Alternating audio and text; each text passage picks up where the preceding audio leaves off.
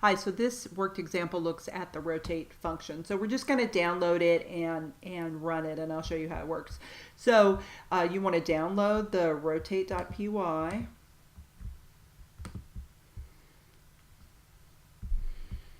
going to save it in my folder for the class, and then I'm going to go into JES and open it up. It is in the 115 folder, rotate. And so if we look at rotate, it's the same code as was on the slides. And so it's going to create an image that has the opposite width and height of our source, and it's going to loop over the image, and it's just doing the opposite as the X changes in the source, the Y is changing in the target, and as the Y changes in the source, the X is changing in the target. So if we go ahead and load the program, and then let's create an image.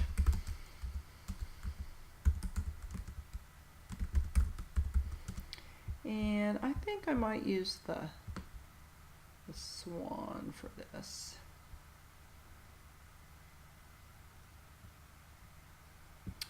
I'm going to get the swan, and I'm going to create a picture.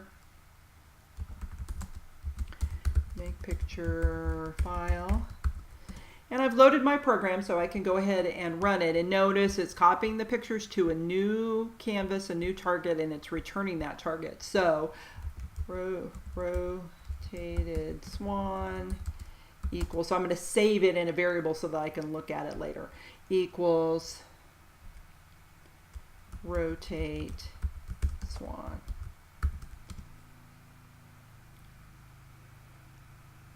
So it's copying all of those pixels. So if I show the swan, I have the regular swan here.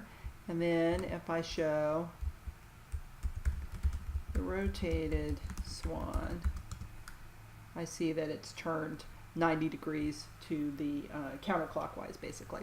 So if you want a better idea of what's happening, one of the things that you can do, and I would just do this temporarily because it's not very efficient, but one of the things that we can do is we can show our target inside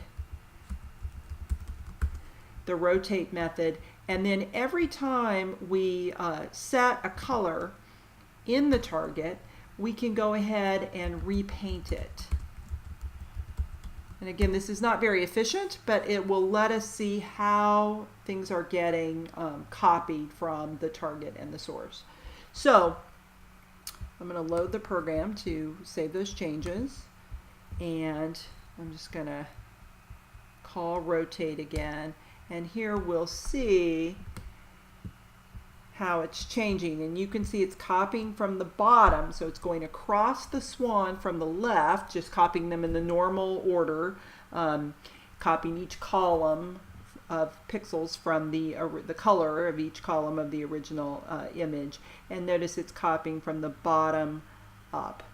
So again, this is not very efficient to repaint your image every time you copy a single pixel, but it gives you an idea of how it's going about making the copy of the swan, the order of things that the copying is happening in. So I'm going to stop that. Anytime you want to stop your program, you can just click the little stop button over here. So I'm going to stop it, and it gives me a message saying that the function was terminated, but that's no big deal. So anyway, that's the rotate function, and it can just be handy, you know, if I wanted to call it, like if I wanted to, for example, I could rotate, oh, let me get this copy out of here, or the repaint. Let me get rid of that because that's very inefficient. And load it again. So if I wanted to rotate the image again, I can say rotate swan equals rotate the rotated, I think it's rotated, the rotated swan. So I can rotate it again.